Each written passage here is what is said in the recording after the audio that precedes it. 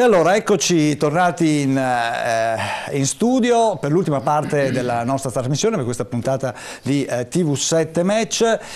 Allora, ultima parte, come dicevamo prima dell'interruzione pubblicitaria, dedichiamo alla fatturazione elettronica. Con chi ne parliamo? Vi presento gli ospiti che abbiamo in studio. Buonasera ad Alberto De Franceschi. Buonasera, tributarista, grazie per essere qua. Grazie al suo fianco ci mancherebbe. Grazie a Davide Donofrio, buonasera, direttore di Confapi di Padova. Buonasera, grazie anche a lei. E Riccardo Bortolami. Buonasera dottor Bortolami, è un commercialista. Allora, con voi affronteremo la questione della fatturazione elettronica. Se ne parla tanto. Dal 1° gennaio entrerà in vigore. Alle mie spalle vedete un video, diciamo così, chiamiamolo come dire, di informazione appunto in rete su come funziona questa fatturazione elettronica. Allora, dicevo, un provvedimento molto discusso e inizierei dal dottor Bortolami, perché voi come commercialisti proprio avete manifestato, diciamo, in maniera vivace contro l'introduzione della... Beh, diciamo che... Faccio un attimino, la nostra associazione nazionale di categoria effettivamente ha protestato molto negli ultimi paio di mesi, addirittura siamo arrivati a, mi pare una settimana, 10 giorni fa, di fare proprio anche un'istanza diretta di completamente di revoca o quantomeno di rivisitazione di questa impronta della fattura digitale, soprattutto perché va in contrasto poi con la GDPR, che è la nuova privacy, no? Che è entrata a maggio di quest'anno, perché la verità c'è uno scambio di dati all'interno di queste piattaforme che poi si collegano tutto all'SDI, che è quello dell'Agenzia delle Entrate, che possono essere viste da qualsiasi persona. Tra l'altro con scambio di informazioni a livello aziendale spaventoso, figuriamoci se...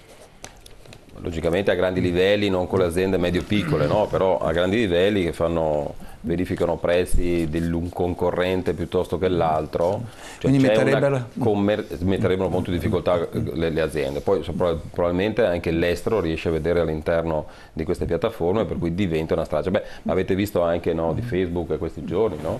Con i dati quello che fanno, cioè il business del domani. Poi quando sono andato a qualche convegno della mia software house, il business domani sono i dati. Ci sono grossi studi commercialisti, parlavamo prima con De Franceschi, che hanno le loro piattaforme, cioè vedono, ormai sembra quasi che noi professionisti non facciamo più i professionisti, inventiamo aziende perché probabilmente non è più redditivo neanche fare il commercialista ormai. Anche se però la verità, una cosa è la tecnica e la tecnologia, una cosa però quando ti siedi con il cliente che deve pagare le tasse, sono due cose completamente distinte, attenzione.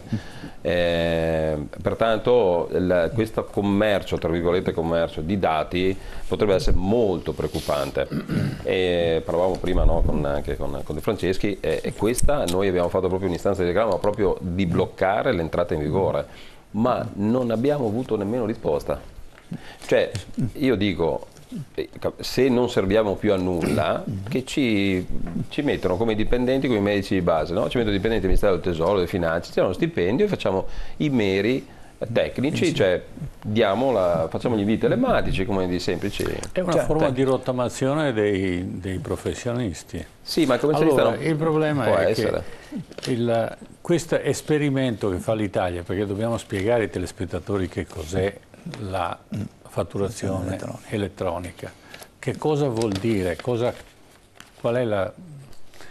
come fa un'azienda a entrare e cominciare a fatturare, ma non solo l'azienda grande che magari ha computer e quindi eccetera, ma io sono dalla parte dell'artigiano, visto che poi l'Italia ha poche aziende, mega aziende, ha soprattutto medie e piccole aziende. Qual è la difficoltà maggiore che si trova uno che gestisce un'azienda che ha 5-6 dipendenti, oppure un artigiano, o peggio ancora un agricoltore? Io sono veloce, poi passo la palla, che così De Franceschi poi... Allora, cos'è la fatturazione elettronica? Spiegamolo al nostro pubblico. Diciamo che la fatturazione elettronica, come si può spiegare? È un...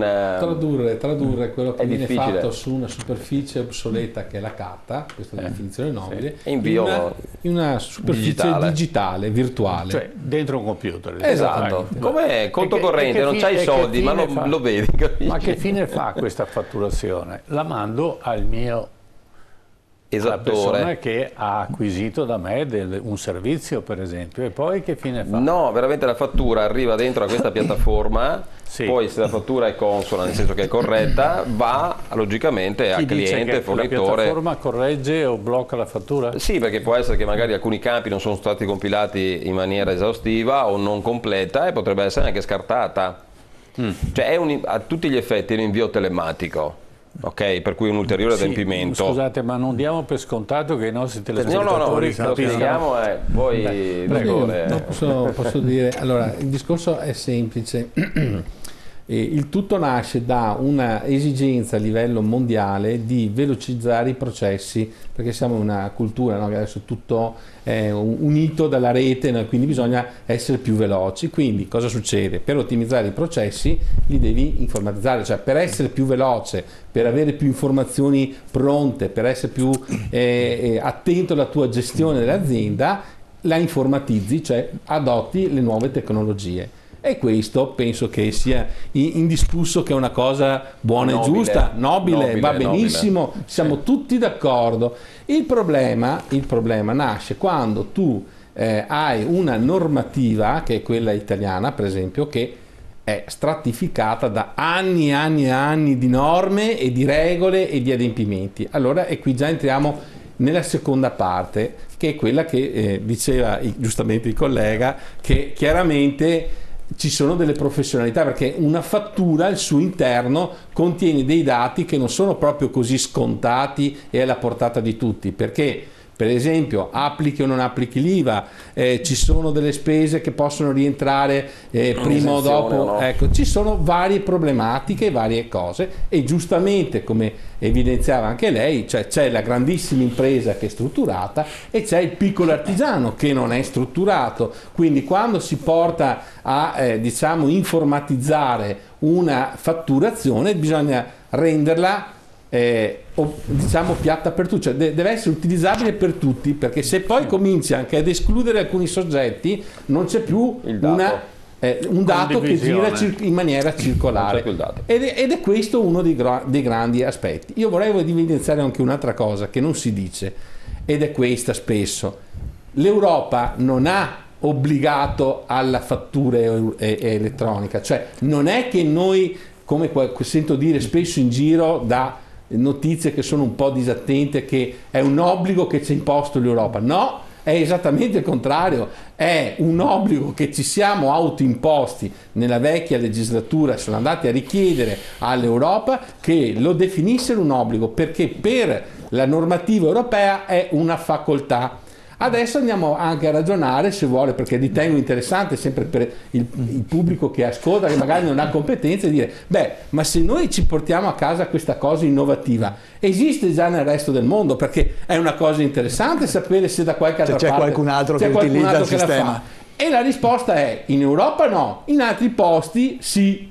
Ok, tipo quali sono? Tipo Cile, Argentina, eccetera. Il collega diceva benissimo prima, perché cosa diceva? Cosa succede in questi posti dove c'è l'obbligatorietà del sistema?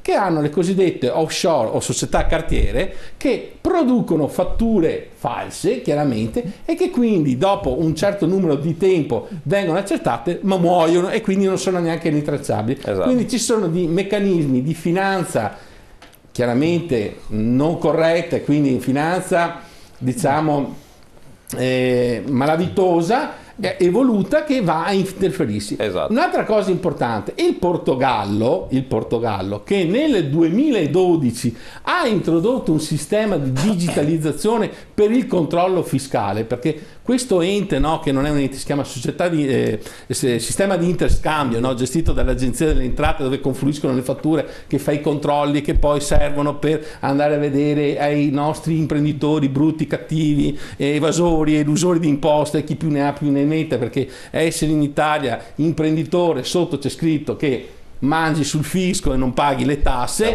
è scritto nella carta d'identità, è un requisito obbligatorio da qualche mese a sta parte, allora quando ci controllano, allora cosa succede? Questo ente che andrà a controllare, controlla cosa? Controlla niente, perché il Portogallo, che ha già introdotto questa cosa nel 2012 su una cosa ancora più massiva della evasione di imposta, che sono gli scontrini, del 50% che doveva portare a casa come lotta contro l'evasione, ha portato a casa il 18%. Quindi il meccanismo non ha funzionato. Sì, no, perché la verità è che la vogliono imporre questa fatturazione elettronica e non la slittano, non la rivedono o non danno il tempo un attimino di assimilarla, anche se c'è stata già la facoltà nel 2018 di poter farla o no, obbligatoria per gli enti pubblici, chi fatturava gli enti pubblici, con notevoli difficoltà, perché anche gli enti pubblici scartavano la fattura perché dicevano no, questo, tanto così hanno preso 30-60 giorni di tempo a pagare, perché questa è la verità. E perché vogliono 1,5 miliardi, 2 miliardi di IVA di rientro del 2019, ma perché? Per una questione di politica di bilancio. Non rientrerà. Io sono convinto che non rientrerà, perché tanto chi evadeva prima lo fa tuttora, forse lo farà ancora di più vista la complessità, perché non è semplice, per cui mi collego un attimino prima al ragionamento dell'artigiano che magari non ha nemmeno un dipendente oppure ha il dipendente, l'elettricista che va fuori, cioè diventano pazzi, cioè non hanno neanche il tempo di finire il lavoro e devono mettersi a fare qualcosa che è difficile già anche per un tecnico di computer, non per noi commercialisti, per cui la palla è arrivata addosso a noi, per cui dobbiamo dargli un servizio, e il servizio è un costo, e per cui ulteriore costo al consumatore, lo vedo come consumatore finale, perché poi lui chi lo scarica? Sì, lo scarica anche lui a sua volta al privato, e per cui tutto a cascata, no? Ecco, appunto, allora spieghiamo ai nostri telespettatori, perché sennò il dibattito rimane tra noi, che è stato, come giustamente diceva lei, è stata l'Italia che ha chiesto di creare questo sistema. L'obbligo, ha chiesto l'obbligo. Che diventasse un Quindi obbligo. siamo nel periodo che il governo era Renzi e successivamente poi sempre del PD. Perché è stato fatto questo? E soprattutto una cosa, quando si inizia un esperimento di questo genere, perché siamo a livello sperimentale, non si sanno le conseguenze, noi praticamente ci siamo auto-obbligati a diventare delle cavie, perché chiaramente tutti gli altri impareranno dagli errori e dalle problematiche che nascerà da questo sistema per arrivare poi a fare magari qualcosa meglio. Ecco, uno degli aspetti che mi preoccupa molto è appunto il commercio dei dati, cioè siccome vengono convogliati all'interno di questo contenitore, a questo contenitore tutti hanno accesso, no? E da questo contenitore tutti possono estrarre quello che vogliono, perché abbiamo visto, poi chiaramente per la singola azienda sarà difficile, ma ci sono gli hacker che questo mestiere lo sanno fare. Che pericolo c'è in questo senso? Di scambi di proprietà industriali, di concorrenza sleale, abbattimento di prezzi, cambio fornitore, vado dall'altra parte, controllo il mio concorrente, diventa un insider trading spaventoso. Donofrio, le aziende sono in questo modo, vengono messe a nudo sul mercato, diciamo. Io direi che questa potrebbe essere una conseguenza, ma non mi sembra adesso il problema prioritario da affrontare domani mattina. Io provo a fare sintesi di quello che è già stato detto. Noi siamo in una situazione di istruzioni estremamente complesse, informazioni mancanti, nuovi adempimenti e nuovi costi da sostenere. Questa è la sintesi allo stato attuale. Quindi tutto sommato l'esatto contrario di quello che si aspettano il mondo dell'impresa oggi, no? Quando si parla di semplificazione e sburocratizzazione, ecco, lo stai facendo nel modo sbagliato, mi verrebbe da dire, e questo è il primo punto, no? Abbiamo parlato per anni che la direzione era quella, adesso entriamo totalmente in gamba tesa, sia nella forma che nella sostanza, in un atteggiamento nuovamente volto a complicare la vita a chi fa impresa, e la percezione, vi posso garantire, al mondo dell'impresa, che è anche peggio di poi quello che è allo stato di fatto. Questi sono tutti i costi, anche i singoli adempimenti, sono tutti costi a carico dei contribuenti, i cui benefici poi in questo momento sono aleatori. Perché quando per si parla di costi, certo, che tipo di aggravio di costi posso garantire che anche solo fare chiarezza per quello che è vero che è un periodo sperimentale per chi lo mette in atto, ma per chi lo deve applicare non c'è niente di sperimentale, è un obbligo di legge, punto. Da domani si fa. Che l'hai capito come funziona o non l'hai capito, è un problema tuo, un problema del commercialista spiegartelo, è un problema della tua software house con cui ti devi interfacciare per acquistare l'applicativo, che guarda caso ovviamente nel giro di 6 mesi i prezzi sono schizzati alle stelle, e anche qua è stata gestita oggettivamente male, perché non ci si è preoccupati di evitare che qualcheduno probabilmente ci mangiasse un po' sopra. Esattamente, e quindi noi siamo stati letteralmente invasi di segnalazioni di gente che dice: ma cosa devo fare? Non è ancora certo, perché vi ricordo che fino a un mese fa non era mica così scontato che da gennaio si cominciasse, quindi molte aziende, chi ha un ufficio amministrativo, pensate anche che molte aziende un ufficio amministrativo non ce l'hanno, si appoggiano totalmente a soggetti terzi, e quindi il problema non se lo sono posti fin tanto che, perché l'Italia è abituata ad andare di proroga in proroga, fin tanto che questo non è diventato una questione impellente. Ricordiamoci che arriviamo a cavallo di un cambio di governo, per cui non si sapeva nemmeno quale sarebbe stata la linea tenuta. Dopodiché questo provvedimento in realtà, per quanto siete stati molto generosi a dire che è una svolta politica del Paese in materia di efficienza nei processi digitalizzati, in realtà è una risposta al limite del necessario alle politiche fiscali di questo Paese. Noi abbiamo un problema strutturale che è l'evasione d'IVA, questo non è un'opinione, è un dato di fatto, primeggiamo in tutte le classifiche mondiali in materia di evasione IVA, abbiamo un problema negoziale quando andiamo a chiudere le nostre manovre di bilancio. La partita più grande che mettiamo sempre nelle famose trattative anche con l'Europa è la lotta all'evasione. Questa è una garanzia che è vero che non è stata imposta, ma che abbiamo comunque dovuto mettere sul piatto quando continuiamo a mettere delle poste importanti sulle previsioni di bilancio alla voce lotta all'evasione. A quel punto correva il governo Renzi, c'erano il famoso bonus Renzi e tante altre operazioncine da fare, è stato messo a garanzia, sempre a pegno delle generazioni future, uno strumento estremamente innovativo che però poi abbiamo un po' dimenticato, come oggi mettiamo le famose clausole di salvaguardia dell'IVA. Intanto le mettiamo, poi è un problema di chi viene domani gestirle oppure, come si dice, neutralizzarle. Però poi il problema, i nodi vengono puntualmente al pettine. Ma una domanda così stupida, ma dico, ma se devono far emergere questa evasione, che l'IVA è correlata poi anche alle imposte dirette, l'IVA imposta in diretta. Come no? IRES, e mentre abbiamo le imposte dirette che possono IRPEF, IRES, eccetera, eccetera. Dico, se c'è evasione di IVA vuol dire che uno non fa la fattura, per cui non pago neanche sul dichiarato, ma il motivo, perché qui stiamo girando intorno a veramente, se non fanno delle manovre fiscali economiche con coscienza e con capacità, che mi sembra ce ne sia molta poca, e questo è il risultato. Non si può in Italia tassare al 70, l'80, quasi al 100%.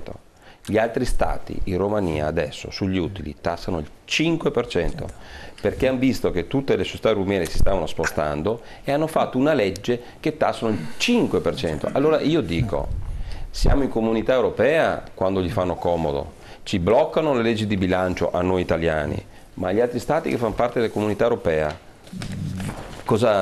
sono liberi di fare quello che vogliono? Usciamo dall'Unione Europea a questo punto, perché ho due pesi e due misure qui, o siamo tutti nello stesso sistema, però non puoi competere con la Francia che ha un costo di energia elettrica, un costo di energia per le aziende grosse, mi ha già risposto, bravissimo, in meno. Non puoi competere con altri paesi che hanno il costo del lavoro. Repubblica Ceca c'è ancora la corona ceca, non ha l'euro, ok? Per fortuna. No, ma non accetteranno mai, glielo dico, andranno fuori dall'euro piuttosto, perché se gli arriva l'euro muoiono di fame. Certo. Perché logicamente sapete benissimo di me come aumentano i prezzi e quant'altro. Già sono anche alti anche lì poi, tra le altre cose. per cui se noi non facciamo una manovra di riunificazione di testi unici imposte dirette e indirette, di codice di procedura civile e penale, se non cominciamo invece a partire dalle basi, perché è inutile creare una casa e ricoprire sempre il tetto, no? Perché magari piove acqua, ma magari c'è anche sotto il marcio, cioè o la rifai completamente, devi metterci mano. Quello che poi un po' voleva fare Berlusconi anni fa, ma sono tutte parole che poi non hanno fatto niente. L'IRE non è entrato, l'IRE non è entrato, sono tutti decreti che viaggiano, che sono lì perché non sono stati logicamente trasformati in legge, e viviamo in un'impasse spaventosa di cavilli di norme. Quanti emendamenti hanno fatto Di Franceschi in questa legge finanziaria? Erano 800, 1000? Un sacco. Volevo aggiungere una cosa, se mi permette. Il discorso importante è da prendere che il nostro legislatore, che andrà un po' più in là del politico, perché le norme, il politico dà la direzione, no? Poi è il burocrate che va a scrivere le norme. Allora, nasce la fatturazione elettronica come lotta all'evasione. Io dico sempre che bisogna intanto che imparino che non si parla di evasione ma di elusione, perché se vogliamo portare a casa i soldini, perché è lì che ci sta, no, il giro grosso di quello che in Italia manca. È nata perché in questi paesi che dicevo prima, no, hanno detto, se nei paesi Argentina, Colombia, eccetera, ha avuto un risultato e l'ha avuto, lo avrà anche in Italia. Si sono dimenticati però di tenere presente quello che diceva il collega prima, che lì non c'è l'IVA, non esiste l'IVA, cioè non c'è proprio, quindi il meccanismo è insano di partenza, cioè tu non puoi venire in Italia a ragionare sull'IVA dove ti prendi un sistema contro l'evasione che su un posto dove l'IVA non ce l'ha, cioè è veramente miopia. Altra cosa che vorrei segnalare sempre anche all'associazione delle piccole medie della Confapi, allora, quanti sono andati a leggere i contratti, e mi rifaccio al discorso della gestione del dato, i contratti della conservazione sostitutiva e i contratti di fornitura e erogazione dei servizi. Certo. Perché? Perché nei contratti, soprattutto quelli sulla gestione in cloud, cioè vuol dire io non ho il programma nel mio computer, ma è su un altro computer, nei contratti è previsto l'utilizzo dei dati, e nella conservazione sostitutiva non è garantita la durata del tempo, e questo è scritto in piccolino microscopico, che lo firmi digitalmente quando sottoscrivi il contratto. Questo è gravissimo, questa cosa qui, perché su questa cosa qui ancora nessuno si è mosso, e quindi quando si fa un esposto si dice, no, anche noi siamo preoccupati delle grosse 4-5 major italiane che fanno il software di gestione, perché alla fine, no, sono 4-5 le società che stanno gestendo questa cosa qui col loro portale, ok? Che contratti utilizzano? È andato qualcuno a verificare se i contratti che fai sottoscrivere sono legittimi oppure no? Credo di no. Ma è quello che stavo dicendo prima, l'Associazione Nazionale Commercialisti, infatti per lo GPDP, privacy questa in sostanza quello che sta dicendo Di Franceschi, il collega, è proprio questo. È proprio questo, stiamo andando, lo Stato va contro a norme che lui stabilisce, anzi la GDPR non ha stabilito lo Stato italiano, ma la legge europea, che è diversa. Questa è la GDPR che è entrata a fine maggio 2018, è una legge recepita dall'Unione Europea, completamente diversa dalla vecchia privacy, perché qui si sta facendo confusione, è molto molto pericolosa questa privacy, con sanzioni pesantissime. Allora dico, mi mettete a livello europeo, che è d'impero rispetto alla legge italiana, certo, ok? Queste normative, e voi andate in contrasto, siete in sanzione. Diamo anche la perla, perché andiamo alla perla. La SD, no, il sistema di interscambio, è gestito, tutti quanti parlano di agenzia delle entrate, invece non è così, è la SOGEI, è una società privata. È privata, sì. Guardate chi sono i soci. Abbiamo delegato un privato alla gestione di un elemento pubblico a questa entità, cioè gestisce l'interezza dei dati dei cittadini. Ma noi diamo il nostro denaro a gente che non è pubblica, il denaro che è pubblico lo diamo alle banche. Ma c'è un altro fattore, una società che ha sede all'estero non è obbligata. Anche attenzione, le fatture allora Italia-estero o estero-Italia non fanno, no, se io la emetto entra dentro l'SDI, se la ricevo dall'estero è 0000, non va dentro l'SDI. ecco perché non vado oltre. Però genera nuovi adempimenti, cioè se questa cosa l'abbiamo fatta anche per superare lo spesometro, tra virgolette, in realtà per un'azienda esportatrice o importatrice, che sono per fortuna chi da lì fa il sistema, abbiamo creato un nuovo adempimento che prima non c'era, che adesso hanno chiamato esterometro, che se prima dovevo farlo ogni 6 mesi lo spesometro, adesso ogni mese ho vinto l'esterometro. Quindi è proprio, quando parlavo di nuovi adempimenti mi riferivo proprio a questo, quindi è una complicazione. L'adempimento atavico del 1998 che si chiama Intrastat, che era il sistema provvisorio di rilevazione doganale che vive di vita propria nel 2018, e cioè anche questa è una cosa veramente anomala, perché va in esatta aggiunta a questa cosa qui, no? Perché allora cosa serve l'Intrastat, che è quel sistema che per dichiarare, no, gli interscambi. Quindi, a questo punto non c'è il pericolo che ci sia una ulteriore fuga delle aziende verso l'estero? Certo, è quello che io ho detto, poi mi fermo, sto zitto, era proprio questo. Cioè? Io oggi già, in questa settimana ho già avuto 2 o 3 riunioni con aziende che sono arrivate al limite, al limite della sopportazione. Oggi c'è stata una riduzione di personale su un'azienda, tutti a part time, 15 persone, sono poche per carità, però 15 da una parte, 3 dall'altra, 10 dall'altra. Di queste famiglie non vivono più con 1.200, 1.400, 1.500, vivono con 700-800 adesso. Cioè, se non hanno perché, e poi sarà neanche più che i 700-800, le aziende stanno già guardando oltre, quelli che possono vendere fuori vanno fuori, punto. Non aggiungo altro perché poi faccio un lavoro che devo dire. Che aria tira? Chiaramente la manodopera fuori in certe zone anche dell'Europa costa decisamente 1/3, no? Ma anche meno. Come? Anche meno. Sì, comunque la media. Sì, potremmo dire anche 1/10, perché io ho avuto esperienze in Romania dove i costi della manodopera non sono controllati né controllabili, e le tasse sono quelle che ha detto lei, perché hanno paura perché molte aziende in Romania hanno portato le aziende in Cina, perché in Cina costa ancora meno, no, costa ancora un 1/3 di quello che costa in Romania. Ecco, quindi tutti questi fattori non sono stati presi in considerazione. Allora, se dicono che questo governo, non voglio difendere il governo, ma questo governo non sa quello che fa, quelli precedenti sapevano cosa stavano facendo? Così mettiamo un po' di pace all'interno, perché tutti criticano quell'altro per la voglia di criticare, ma alla fine creano danni. Diciamo che non hanno fatto niente neanche per quelli precedenti. Questo nuovo è iniziato e stiamo zitti, ma i precedenti hanno fatto danni? Sì, non hanno fatto niente, nel senso che effettivamente hanno fatto danni, sì.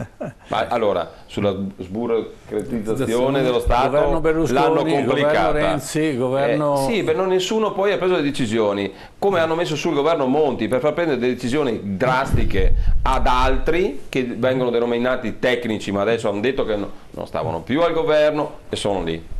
O sbaglio? L'aveva detto lui pubblicamente. Renzi, o sbaglio, aveva detto che lui, se cadeva dal governo, non faceva più politica. Sbaglio o la sta facendo tuttora? Cioè, dico, in Italia il rispetto e l'amor proprio, la dignità umana esiste? Perché a prescindere poi da uno se è capace o no, ma è una questione di dignità umana, è come io dicessi a mio figlio una cosa e ne faccio completamente un'altra dopo un secondo. Cioè non è insegnamento, non è educazione, non è morale, non è nemmeno intelligenza, è solo per voglia di potere, perché penso che soldi ne hanno per vivere tranquillamente, perché c'è gente che a fine mese non ha neanche soldi per mangiare, perché questa è la verità, e ce ne saranno sempre di più, perché noi adesso parliamo della fatturazione elettronica, ma io mi ho un po' confrontato con gente invece che, qualche cliente che ho, che va a deposizionare i debiti degli stati in giro per il mondo. Guardate che sono fermi i fondi, i più grossi fondi, sono fermi fino a primavera prossima. Se non cambiano gli indicatori economici, macroeconomici e finanziari, nel 2020 sarà la terza recessione, ma sarà una bomba a colori. Certo. Una bomba, sperando che non arrivi, per cui la fatturazione elettronica diventa relativa, non la fanno nemmeno più le fatture. Ecco, questa è una battuta logicamente estremista, però la verità è questa. Ricominciamo con la clava, insomma, come diceva Einstein, no? Forse è meglio. Sì. Se per educare, Andreotti meglio uno che 1000, no? Diceva. Certo. Donofrio, allora prima le chiedevo se tira brutta aria anche da voi, cioè se le aziende o comunque stanno tornando a guardare all'estero. Ve li dico una cosa in controtendenza rispetto alla discussione di oggi. Le nostre imprese continuano a investire, continuano a crescere nonostante tutto, nonostante questo, nonostante quello che verrà domani. E ce lo dicono i risultati, gli indicatori di occupazione che abbiamo raggiunto in Veneto, ce lo dicono gli indicatori di PIL, che nonostante la crescita in Italia rallenti, nonostante la produzione globale quest'anno abbia segnato una contrazione, in Veneto, nel mondo delle piccole e medie imprese del nord-est, questa contrazione non si è vista, anzi la fatica, il problema più grande che abbiamo affrontato quest'anno è quello, l'abbiamo detto in più occasioni, di reperire forza lavoro qualificata per cogliere la sfida. Dopodiché il problema sono il costo del lavoro? No, non è più così, o perlomeno, attenzione, distinguo, chiediamo con forza che se c'è da intervenire si intervenga sul costo del lavoro, perché ovviamente è una leva competitiva immediata, perché il problema non è quante tasse paghiamo alla fine dell'anno, è arrivare a mettersi a condizioni di fare utili per pagarci quelle tasse. È logico che il costo del lavoro è la prima delle leve su cui andare, ma attenzione, non è quello che giustifica il fatto che una piccola e media impresa prende e va in Romania o prende e va in Cina oggi. Per fortuna i nuovi cicli tecnologici permettono di investire in innovazione, investire in competenze, per cui un operaio qualificato qua non faccio a cambio con un cinese che mi costa 4-5 volte meno, ma neanche un po'. Il sistema, per fortuna, in cui viviamo, e guardate che non è per mescolare cose che tra loro non c'entrano nulla, ma guardate quello che è successo in Cadore, non si è mica fermato il mondo per quello che è successo in Cadore. Questo non succede in tutto il resto del mondo. Il nostro è un sistema dinamico, forte, che dimostra degli anticorpi rispetto alle cause di forza maggiori che di sicuro non lo fermano, come non lo fermerà la fatturazione digitale. È logico che sarebbe veramente bello se una volta ogni tanto si mettesse l'interesse di questo tipo di impresa al centro di una qualsivoglia politica di governo. Questo, faccio un esempio, partiamo sempre da misure spot del vorrei ma non posso, non da ultimo l'accenno di flat tax che ci apprendiamo a varare. Siamo al 21 di dicembre, nessuno ha ancora capito che cosa succederà il 1° gennaio. Con un piccolo particolare. Senza contare che tutti gli imprenditori intanto in tutta questa operazione sono stati nel dubbio esclusi. Sì, ma con un piccolo particolare, che se entra la flat tax 65, 75, 55 non si capisce più niente, diventano forfettari, per cui la fatturazione elettronica è esclusa, la fattura chiaramente. Per cui io ho clienti che cosa gli dico? Il 24 notte approvano la legge e io ci sentiamo il 25. Cioè, ma capite come stiamo lavorando? Perché poi è una questione anche di qualità del lavoro. Sulle competenze do pienamente ragione a Donofrio, perché addirittura all'estero certe aziende così non hanno competenze per fare determinati prodotti, cioè mancano proprio operai qualificati, mentre noi stanno scarseggiando, questo è vero, stanno riaprendo di nuovo le scuole professionali, artigianali e quant'altro, proprio perché anche qui in Italia cominciano a scarseggiare, perché tutti vogliono avere la camicia, ma non è così, ragazzi. Cioè, forse guadagnano molto di più certi operai qualificati, perché ho visto io e buste paghe, perché hanno delle competenze che sono inappagabili. Questa è la verità. E infatti questo sarà il problema, che mancano competenze tecnologiche. Diciamo che la nostra forza potrà essere ancora... Mi spiace. Ma noi Veneto, però noi veneti, alluvione, terremoti, noi ci ribocchiamo, lavoriamo 8 ore, 9, 10, 11, ma noi facciamo... Ci diamo da fare. Ci diamo da fare, ci aiutiamo. Se mi permetti, io su quello che ha detto il rappresentante della Confapi, su una parte io non sono molto d'accordo, cioè nel senso che io faccio fatica a ragionare su alcune imprese del nord-est e comunque nostrane che secondo me sono a livello di terzisti che lavorano per conto di altre imprese che non sono domiciliate in Italia. Parte volutamente perché hanno spostato gli interessi in piazza dove hanno una normativa e una fiscalità più semplice, altro che controlliamo l'evasione, cioè ci sono i sistemi di elusione, quello che continuo a dire, cioè in Italia siamo costantemente sottoposti a una battaglia di elusione fiscale, il che vuol dire di aggirare le norme rispettando tra virgolette le norme, cioè nel senso sono nella norma però la aggiro e quindi ho un risparmio che è veramente pesante. E quindi quando tu vai su queste bellissime aziende nel Cadorino e quant'altro e poi ti vedi l'holding lussemburghese, poi ti vedi la struttura delocalizzata da una parte o dall'altra e ti chiedi ma cosa ci fanno lì, e dopo vedi che detengono la maggioranza del pacchetto azionario. Allora adesso lei non sta parlando di piccola industria, mi sto dispiace, non so che riferimento a lei, ma se guarda il mondo della grande industria che ha sempre fatto questi strumenti per eludere il fisco, io sono d'accordo con lei, ci mettiamo in fianco e facciamo una bella battaglia su questo, ma che nessuno mi venga a dire che conosce una piccola industria che è controllata da un holding lussemburghese. Allora, e se vogliamo puntare il dito su quel tipo di azienda, forse mi trova il caso su un milione.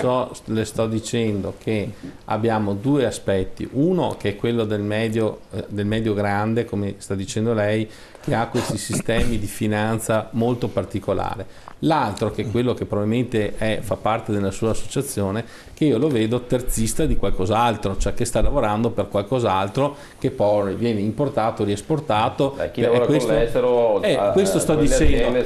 Quindi, economia di fornitore. Il capo, diciamo, colui che gli passa il lavoro, ok, e quindi non sto parlando dell'azienda in quanto tale, ma chi fornisce lavoro a sua volta, sia tedesco, sia spagnolo, sia inglese, sia chi che sia, ha sistemi di tax planning a livello internazionale. Questo sto dicendo. Allora, se il grosso se lo fa, il grosso italiano se lo fa perché se l'è sempre fatto, come sta dicendo lei, il medio piccolo comunque è tra virgolette un terzista, che vuole dire quasi un semidipendente di un soggetto più grosso che gli passa il lavoro, che fa un certo tipo di attività sfruttando, perché chiaramente un certo tipo di lavoro che viene fatto qui, perché mi permetta di dire sottopagato, mal pagato, anche se abbiamo i costi alti, ok? Sì. A discapito di... Lo fanno perché è made in Italy, Sì, sicuramente. E questo è un discorso che va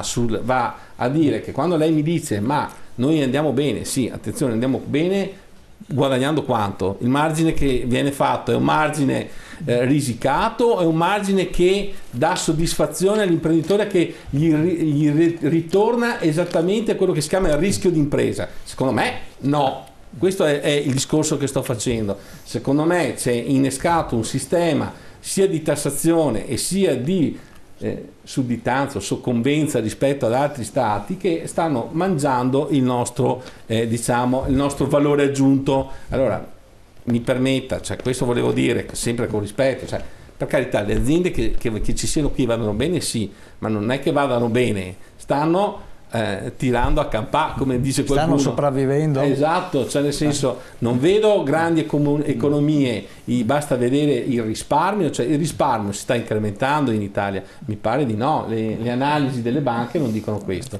Tutto ciò è così, questa era l'obiezione che volevo porre. Non bisogna confondere la tenacia con l'utilità del lavoro, perché è vero che i veneti sono tenaci, però lo stress che non c'entra, che non appartiene all'impresa stessa, ma viene aggiunto per ragioni burocratiche o per ragioni legislative, perché abbiamo una farraginosità di leggi che sono mostruose, di provvedimenti, di decreti che sono attuativi e poi invece non succede niente, eccetera, creano un disagio totale e non aiutano all'Italia.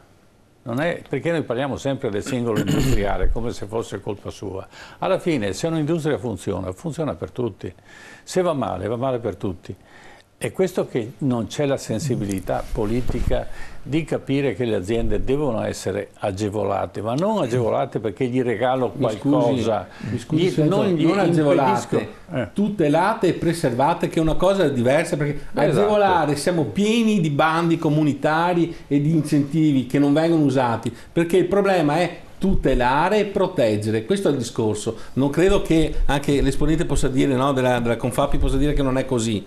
Secondo lei preferisce avere investimenti o essere tutelato nel prodotto che viene fatto? Ma da quando in qua la piccola industria ha mai chiesto una tutela?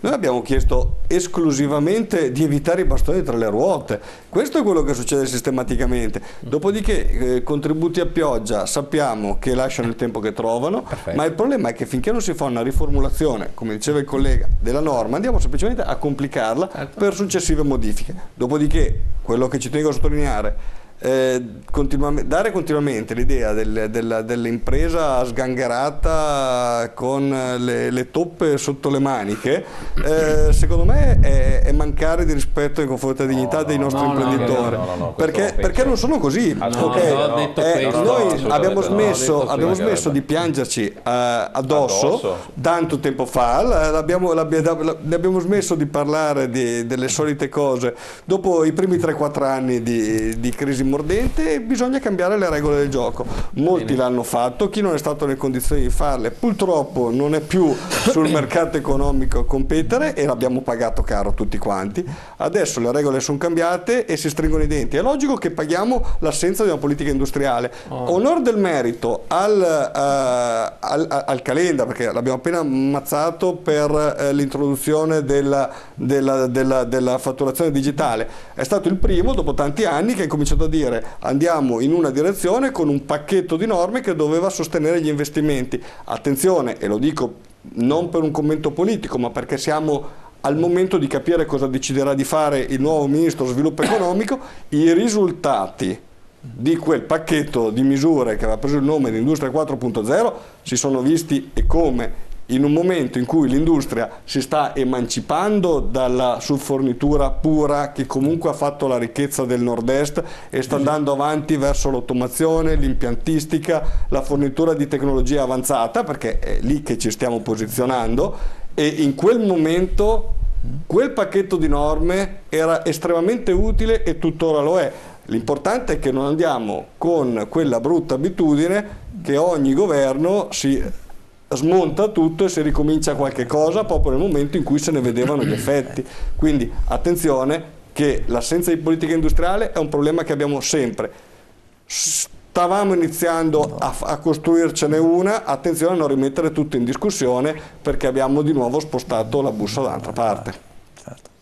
Non è di mettere in discussione, secondo me è di proteggere, che è una cosa un po' diversa, cioè vuol dire mettere più cioè il tema è come Calenda ha perorato il 4.0. Purtroppo devo ricordare che Calenda ha portato avanti, ovviamente c'era già sul tavolo, il CETA e tutta una serie di altre cose, tipo la via della seta, perché ne abbiamo parlato qua, la seconda via della seta, quindi che non sono tanto protezionistiche in quello che fa l'attività, dove ci vede come eccellenze, anzi questi signori qua arrivano qui e fanno accordi ignorando l'Europa, cioè si fanno accordi con i singoli stati, cioè ci sono dei problemi che ripeto, hanno bisogno di tutele, di attenzione, e sicuramente hanno bisogno di snellimenti nelle procedure, quindi ben venga il tema nobile della fatturazione elettronica di cui stavamo parlando, ma dall'altra parte devono esserci anche dei vincoli dove non si permetta di andare a, come posso dire, permettere a gente che ha un sistema di costi molto più easy del nostro e senza fattura elettronica di venire qua a farci concorrenza sugli scaffali, cioè, e che questo è incredibile, perché è quello che sta capitando purtroppo. Certo, De Franceschi. Ma allora, il titolo qua dice fattura elettronica, quali costi e per quali benefici? Allora, prima abbiamo parlato così indicativamente di quelli che possono essere gli aggravi a livello economico per le aziende, ma in particolare per le partite IVA. Ci sono i benefici però, ci sono i innumerevoli benefici. Allora, il semplice fatto che si parla per esempio per i piccoli, adesso io penso che sia universale anche il discorso di quello che può essere il discorso fatto sotto l'aspetto controllo di gestione, che fa parte della cultura imprenditoriale che fino a qualche anno fa e anche adesso per alcuni cioè totalmente zero barrette in mezzo, cioè non c'è, l'imprenditore arriva a partire, apre la sua bella partita IVA senza avere un sistema di pianificazione dei costi, un sistema di pianificazione della propria gestione eccetera. Allora fatturazione elettronica vuol dire anche avere un sistema informatizzato della natura dei propri costi e quindi elementi economici e patrimoniali. Ecco, ma si è parlato, non è convinto. Si è parlato anche del costo, anche del costo della fattura, no? A chi dovrà mettere le faccio c'è un costo, lei va nel ferramenta, no? e c'è una persona che la serve, lei è un imprenditore e vuole la fattura, no? Io sono uno che deve andare a prendere la scopa, spende 10 euro, sono un privato, io devo aspettare che lei carichi, gli dia tutti i dati dei suoi, che carichi tutti i suoi dati, partita IVA, denominazione, BDP, via, il codice, si deve portare via un numeretto in tasca, che è il codice destinatario o codice univoco, in base alla scelta che lei ha fatto di farsi seguire dalla piattaforma X alla piattaforma Y, cioè dal software, diciamo, esatto, che si collega all'SDI, e lei gli deve dare tutti i dati al signore che digita, che scrive. Ma c'è il QR code? Un attimo De Franceschi. Quanto costa? Sì, no, se no inserisci il codicino viene fuori in automatico teoricamente, no? Però... È una battuta. No, chiaro che è una battuta, ma lei capisce? Quindi c'è un costo, diciamo, anche a livello di tempo, no? Ma scherziamo, non c'è un costo, ma io che vado a prendere la scopa, prendo, esco e vado via, vado a un altro. Cioè non so se mi spiego, c'è la signora che va a fare la spesa, non puoi stare là 3/4 d'ora se io devo farmi fare la fattura magari dell'ortofrutta. O voglio o la fattura parlante, come si chiama adesso, perché hanno scontrini loro che entreranno successivamente al 1° luglio e poi al 1° gennaio 2020, che ha gli scontrini. È bello che volevano farli per prima quelli che facevano gli scontrini, adesso li hanno posticipati. Però proprio costruttiva, non critica, cioè allora stesso discorso potremmo farlo sulle autostrade, no? Quando all'inizio il telepass, ti ricordi il telepass? Sì. All'inizio c'era il terrore, la barra non si apre, per cui tutti incidentoni a manetta, no? Vabbè, però qua devo dire una cosa, è l'unico stato che abbiamo le sbarre e i caselli come fossimo a Fort Knox, perché Slovenia, Austria, Repubblica Ceca, Germania, Francia, non ci sono i caselli, c'è un ciccetto attaccato alla macchina, ok, che vai e ti costa 80-100 euro all'anno. Per andare a Udine e tornare ti costa 40 euro. Perfetto. Ecco perché, tanto perché per farti capire, vedi l'Italia com'è, cioè, volevo collegarmi, non è la fatturazione elettronica sola, è questo, è quello e quell'altro. Un povero Cristo industriale che ha un'azienda magari a Udine o a Pordenone, perché ha l'azienda a smaltimento là e non la può spostare perché la concessione è lì in quel loco, e mica da farmi Padova, Pordenone, perché Cristo ho magari gli uffici amministrativi qua o perché ho più attività, cosa mi costa? Questo è il problema. L'Italia non è solo, per quello dicevo prima, il costo energia, i dipendenti, ma non tanto i soldi che prendono i dipendenti, perché ne meriterebbero 20 volte in più, chiaro, è il cuneo fiscale che è esagerato. Allora l'Italia non gira perché c'è una sommatoria di cose e che ogni anno sommano, è quello il problema, non è che secondo me loro non sanno il segno più col segno meno, forse se il meno fa più probabilmente fa meno, no? Invece più fa più, meno fa... Cioè non sanno non sanno gestire un governo, questo è il grosso problema. L'esempio eclatante, ma io volevo solo chiudere il discorso. No, ma il discorso era solo, a prescindere dalla burocrazia aggiunta, che siamo tutti d'accordo, io stavo dicendo anche all'inizio di quel sistema lì, comunque adesso tu arrivi che passi con la macchina, leggono le targhe e addebitano, ok? Questo è il concetto, quindi c'è un'evoluzione. C'è un'evoluzione nella semplificazione, dopodiché sono d'accordo con tutto il resto, per carità di Dio. Cioè non... caschi i ponti, che ho capito. Sì. Però il bilancio delle autostrade gli danno la permesso, vabbè, lasciamo stare, dai. Questo si allarga ancora. C'è un esempio Donofrio su questo, che con questa manovra che stiamo per varare, si spera, viene finalmente archiviato il SISTRI, il sistema elettronico per la tracciabilità dei rifiuti, che sostituiva il MUD, che era il registro che fisicamente si faceva prima. Adesso, dopo 6 anni, 7, dove c'è stato letteralmente il caos, tutti gli operatori dovevano trovare la chiavetta, non si capiva che doveva vendere le chiavette, come utilizzare la chiavetta, il corso di formazione per imparare a usare la chiavetta, i consulenti che ti vendevano consulenza per gestire tutto il servizio, eccetera, eccetera. 7 anni dopo dicono: sapete che c'è? Mettiamo via tutto e ritorniamo come prima. Ecco, questo è l'aggravante che nessuno può più tollerare. Quindi la fatturazione elettronica, guardate, nessuno è contro per principio alle cose, e l'efficacia che può portare, se può portare alla lotta all'evasione, guardate che la lotta all'evasione non la fa la piccola industria, quindi noi siamo i primi che che ci va solo che bene di smettere di pagare il conto per gli altri che non pagano. Il problema qual è? Che adesso si genererà una mole enorme di informazioni gestite da questi sistemi informatici. Siamo sicuri che il sistema regga, e questo ce lo auguriamo, ma nessuno oggi è in grado di dirlo. 2, che queste informazioni le controlli qualcheduno. Certo. Perché se abbiamo creato sto palco e dall'altra parte l'agenzia, per cui sì, stiamo facendo semplificazione, cioè il contribuente sta lavorando con il suo impegno per fare semplificazione per l'agenzia, che non è nelle condizioni di fare i controlli, quindi crea questo meccanismo. Ok? Ma siamo sicuri che adesso inizia a farli? Ha il personale per farlo? Perché se da domani mattina tutto sto palco e poi non arrivano i risultati, sarà l'ennesimo esempio di un conto pagato dai contribuenti per spreco di risorse pubbliche. Certo, che mette sempre più a nudo e sempre più sotto controllo i cittadini in questo caso. Il controllo va bene, il problema è non affaticare una situazione che è già faticosa e alla fine non porta a nessun risultato. Fatta così come è fatta è gravemente lesiva di quello che è l'economia del Paese. Se le cose si preparano bene e si ha esperienza di come farle e si tutela poi chi utilizza questo sistema, vuol dire che io non rischio di perdere la mia privacy e che un terzo, quarto, i miei dati che finiscono nel calderone vengono utilizzati da terzi per farmi concorrenza sleale.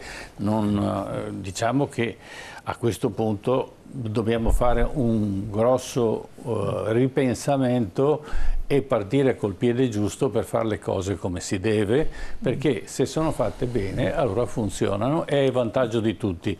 Io so che Coldiretti chiede 5 euro per fare una fattura. Perfetto. Allora 5 euro, se è di 10 euro la fattura, 5 euro fa 15 più l'IVA, 50 euro è un 10%, 100 euro, non lo so, se sono 10.000 euro dice vabbè, insomma, non incide più di tanto. Ma queste abbiamo sondato e questa è stata la risposta. Allora, se è così, veramente preoccupante la situazione. Perché se uno invece per gestire tutte le fatture in entrata chiedono 25 euro, mentre per ogni fattura in uscita chiedono 5 euro a fattura. Allora sì, se devo fatturare 100 euro faccio a meno di farlo perché ci rimetto. Ecco, cioè poi dico, giustamente l'agricolo che ha poi un limite di esenzione, superato il limite deve fare fattura. No? Dico, ma faceva, vabbè, tributarista di Roma, che non mi viene in mente il nome, quello che tra l'altro sta seguendo anche una pratica il mio cliente, come si chiama? Lupi. E dire, ma è quello che tiene le pecore nella sila, no? Che è là, deve fare la fattura perché supera i 7.000 di esenzione, certo. Scende dal computer, viene giù, la deve fare entro le 24 ore perché inizia a diventare entro le 24 ore. Se no è un pastore evasore. Esatto, fa anche rima, visto? Sì. Cioè è ridicolo. Certo. Questa è una legge, giustamente come diceva, per le frodi carosello, no? Con tutte le triangolazioni delle fatturazioni per l'evasione di IVA, ma poi alla fine, nella sostanza, sui piccoli, è un adempimento ancora in più. Comunque io mi domando sempre se stiamo andando verso uno Stato di diritto o uno Stato di polizia, solo questo. Diciamo che è uno Stato di rovescio, non di diritto. Per cui di polizia. Bene. Allora ci fermiamo qua. Tanti auguri certo, a tutti i nostri telespettatori per Natale, poi ci vedremo anche prima di Capodanno. Facciamo gli auguri ai nostri ospiti. Grazie. Che sia un anno felice e un Natale splendido. E poi ci diamo da fare perché questa trasmissione vuole sempre restare quella che fa un attimo i conti in tasca ai politici che spesso e volentieri forse sono distratti ma certe cose non le capiscono. Bene, grazie allora, grazie ad Alberto De Franceschi per essere stato con noi, grazie a Davide Donofrio, grazie a Riccardo Bortolami. Ai telespettatori tanti auguri per un felice e sereno. Auguri anche a te, Ermanno. E ci ritroviamo venerdì prossimo, come sempre, poi qualche minuto dopo le 21, TV7 Match. Buonanotte a tutti, auguri ancora.